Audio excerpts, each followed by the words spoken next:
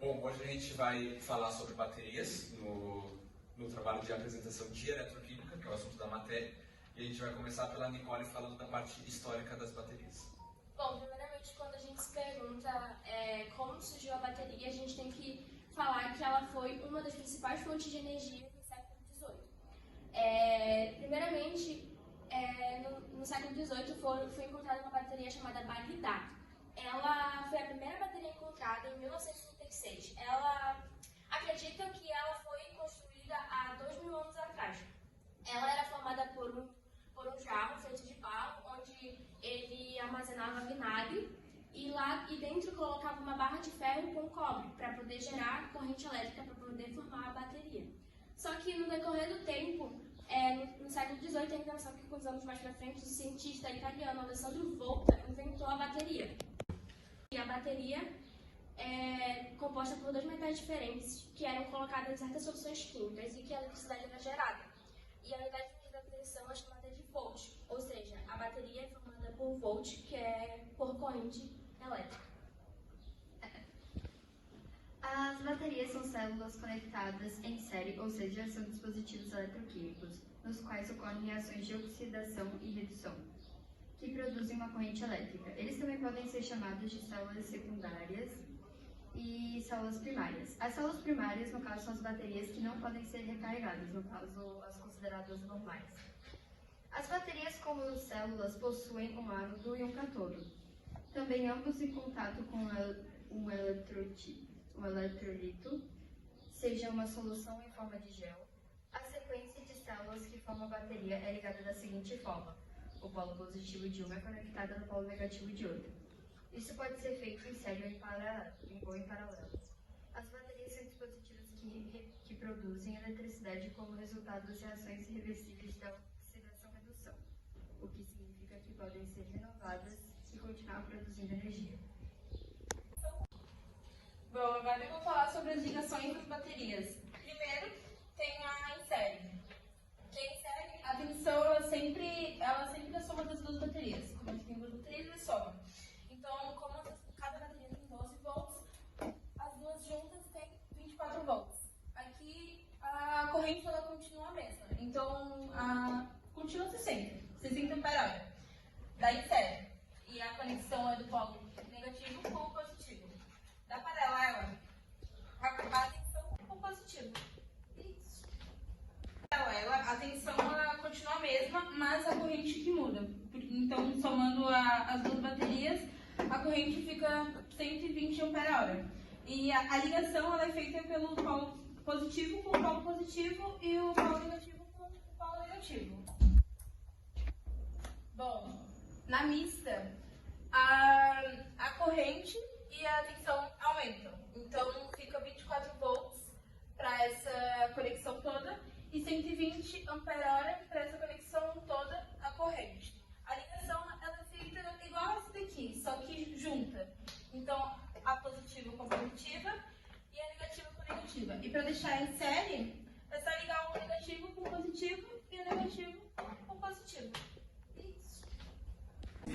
É a bateria do celular. Bom, as baterias primárias e secundárias, quais são as diferenças delas? Bom, a diferença entre a bateria primária e secundária é que a primária, ela não pode ser utilizada mais de uma vez. Sendo assim, elas são baterias que, após descarregarem totalmente, não são mais reutilizáveis, não recarregam mais, então podem ser descartáveis. A secundária pode ser utilizadas mais de uma vez. Então, depois que elas são totalmente descarregadas, elas podem ser recarregadas normalmente. Um exemplo de bateria secundária é a bateria do celular. Como que as baterias armazenam a energia? Dentro das baterias existem células eletroquímicas, que armazenam a energia em pequenas quantidades. Então, cada célula armazena uma quantidade de energia que transforma a energia elétrica em energia química e vice-versa. A bateria, diferente da pilha, ela é recarregável, então ela tem a função de reverter as reações de oxidação e redução e dos componentes químicos para gerar energia novamente. Agora eu vou falar da continuidade da corrente elétrica na bateria. Antes de falar na própria bateria, tem que esclarecer o que é a corrente. A corrente é o fluxo de cargas elétricas, de elétrons livres que se movimentam em um fio ou em solução iônica, em um condutor. Daí, a corrente da bateria é corrente contínua, pois ela não varia dentro do condutor, ela se mantém em um único sentido, do polo negativo para o polo positivo. Ser recarregada de novo. É isso. Bom, eu vou explicar sobre a principal diferença entre as baterias e as pilhas. As baterias, elas são recarregáveis justamente por elas possuírem dois eletrodos. Um que passa pelo processo de oxidação, que é o que dá elétrons, e o outro que passa pelo processo de redução, que é o que recebe elétrons. Após esses dois processos, que gere a corrente elétrica. E essa reação, ela só acaba quando ela recebe uma descarga elétrica do lado externo da bateria, fazendo com que esse processo repita-se novamente, né? Diferente das pilhas, em que isso não é possível, pois ela não recebe essa descarga e acaba, a partir do momento que o seu eletrodo de oxidação termina, não consegue ser recarregado de novo. É isso. Eu vou falar sobre 3 tipos de baterias. O primeiro é a bateria de chumbo e ácido, que ela se trata de uma bateria que no ânodo é o metal de chumbo e o cátodo é o dióxido de chumbo. Ambos são, eles ficam em uma solução aquosa, ou seja, é diluído em água, junto com ácido sulfúrico. No ânodo, o metal de chumbo ele sofre oxidação e ele vai interagir com os ânions de sulfato, formando um sal, que é o sulfato de chumbo. E no cátodo, o dióxido de chumbo, ele vai sofrer uma redução e ele vai interagir com os íons de H+, e com os ânions de sulfato. E aí ele forma o sulfato de chumbo 2 junto com a água. E o outro tipo de bateria é a bateria de níquel e cândio, que o ânodo dela é formado por uma liga metálica de ferro e cândio. E o cátodo é formado pelo de novo, na bateria. Beleza. E aqui nós temos o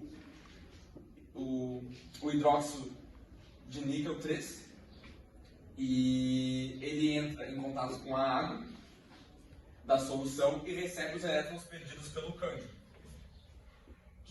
E aí ele sofre a redução, formando o hidróxido de níquel 2, liberando os ânions do cândio.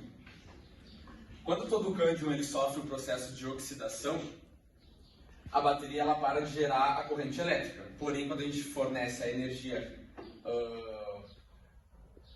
uma energia elétrica externa nela, ela volta a ocorrer todo esse processo, só que de maneira reversa. E aí ela volta a formar a corrente de novo na bateria. Bom, agora a gente vai trazer a nossa produção textual, que é a nossa expressão artística. Começa pela cara. Baterias criadas para mudar o mundo. Sempre se recarregando em constante trabalho. Trabalho duro. Cada uma exerce sua função. Enquanto a de chumbo ajuda na locomoção. A de níquel trabalhando em celulares e notebooks. Faz um trabalho incrível, fazendo a comunicação a cada dia mais acessível. Sempre presente no nosso cotidiano, provando na realidade que tudo é possível.